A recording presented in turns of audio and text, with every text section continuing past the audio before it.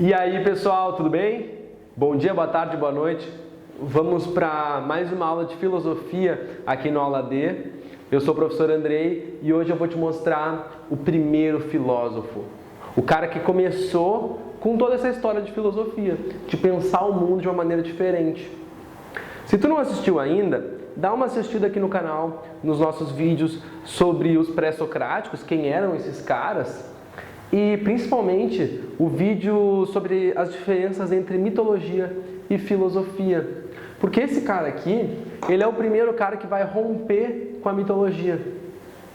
Vocês devem se lembrar, os gregos, durante esse período onde o Tales está aparecendo, os gregos eles imaginavam todas as questões que eles enxergavam no mundo, a natureza toda, tudo que eles viam, eles tentavam explicar através de mitos, através de fabulações, de histórias imaginativas, criavam deuses e histórias sobre esses deuses, era tudo através da religião, da fé, da mitologia.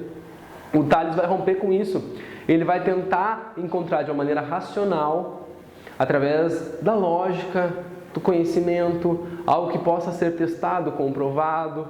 Ele vai tentar encontrar outras maneiras de explicar o mundo, de encontrar as razões do mundo. Por isso que ele é um cara tão importante, por isso que ele vai marcar um rompimento com a mitologia. O Tales, ele é então o pioneiro da filosofia e ele aparece, ele surge na cidade de Mileto. A cidade de Mileto fica na costa aqui, de onde hoje fica a Turquia. Naquela época, vocês devem se lembrar das aulas de Grécia Antiga, os gregos, que ficavam bem aqui, a Grécia, eles eram grandes navegadores, grandes marinheiros, comerciantes, e eles faziam todo o comércio deles através do mar Mediterrâneo, através das embarcações, dos navios. Então as principais cidades gregas, elas ficavam todas nas costas, no litoral, ou nas ilhas. Então, os gregos eles fizeram colônias na Itália, no sul da Itália, na região que a gente chama de Magna Grécia, em toda a Grécia, e aqui na Ásia, região que eles chamavam de Ásia Menor, onde hoje fica a Turquia. E aqui justamente tem uma cidadezinha, na época era uma cidade muito importante, chamada Mileto. A região ao redor de Mileto a gente chama de Jônia, certo? Por isso que o Tales ele vai começar uma tradição na filosofia que a gente chama de escola jônica, porque são os filósofos que eram discípulos do Tales, que aprenderam com o Tales e que discutiram ali naquela região. Depois vai ter outros que nem tiveram contato com o Tales, mas estão nessa mesma região da Jônia. Por isso a gente chama isso de escola jônica. Não é uma escolinha onde as crianças iam estudar, mas é uma tradição filosófica que tinha naquele local, naquela região. E o Tales, então, no ano de 624 a.C., ele nasce e ele vai, mais ou menos ali por volta do ano de 585 a.C., ele já tem ali seus 40 e poucos, quase 50 anos, ele começa a fazer as reflexões filosóficas dele e começa a postular sobre o que ele achava que tinha na natureza, o que era a natureza, qual era a origem das coisas. A principal preocupação do Tales, assim como a dos outros filósofos pré-socráticos, era encontrar a razão, a origem de todas as coisas, da natureza, daquilo que a gente vê. Lembrando que para eles a natureza não era só as plantinhas, os animais. A natureza é tudo, é o mundo natural, é tudo que a gente enxerga, que a gente vê, que a gente tem contato. E ele queria explicar qual era a origem de todas as coisas. Porque ele não acreditava que tinha sido um Deus que tinha feito o mundo. Ele queria enxergar realmente uma lógica nas coisas.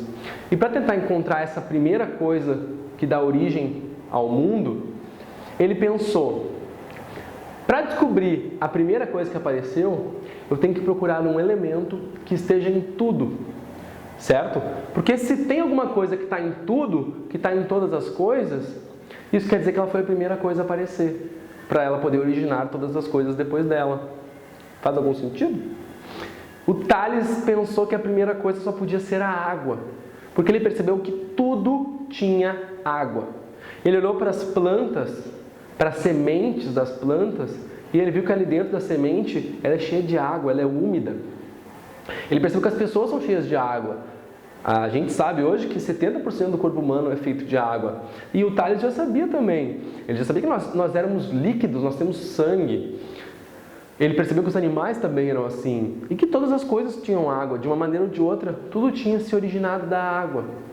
O Tales também era um grande viajante. E ele foi conhecer várias outras regiões aqui do mar Mediterrâneo. E o que ele foi percebendo?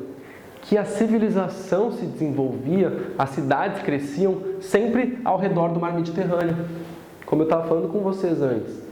Os gregos se desenvolvem no litoral, nas costas do mar Mediterrâneo. Então é o mar, é a água que dá a vida, que dá o comércio, que faz as coisas crescerem. A água é tudo, a água é a essência das coisas.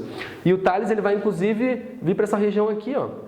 Esses rios aqui formam o delta do Nilo. E aqui para baixo nós temos o Nilo, o rio mais comprido do mundo.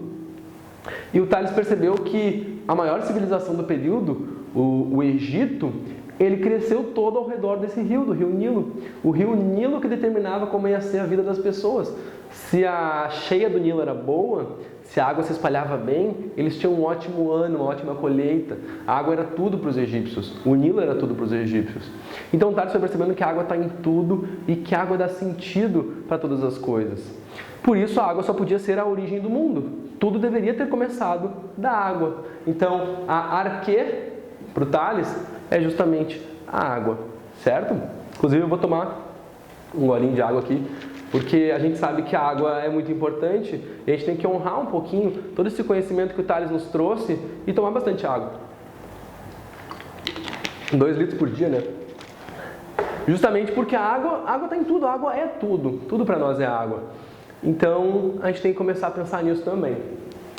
Além disso, uma questão importante sobre o Tales, ele não deixou registros escritos, ele não escreveu nada.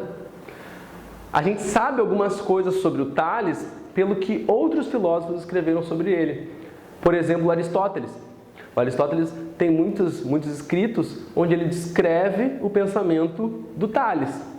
Mas a gente está descobrindo o pensamento do Tales por outra pessoa. É outra pessoa interpretando ele. Então a gente fala que isso é daxografia. Os daxógrafos são aqueles filósofos que estão explicando o pensamento de um outro filósofo. Nós não temos contato direto com o que o Tales escreveu.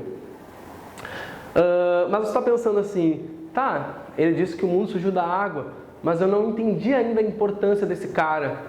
Eu vou te mostrar a importância desse cara, só um minutinho. Tá aí, ó, a importância do Tales de Mileto. Olha esse textinho aí, que coisa maravilhosa. Quem é que escreveu isso? O Nietzsche, um dos maiores filósofos de todos os tempos, um dos mais importantes pensadores da história. E olha só a importância que ele está dando e que ele está trazendo sobre o Tales de Mileto. Vamos ler um pouquinho sobre o que Nietzsche escreveu sobre ele, para a gente tentar resumir e entender esse pensamento inicial do Tales.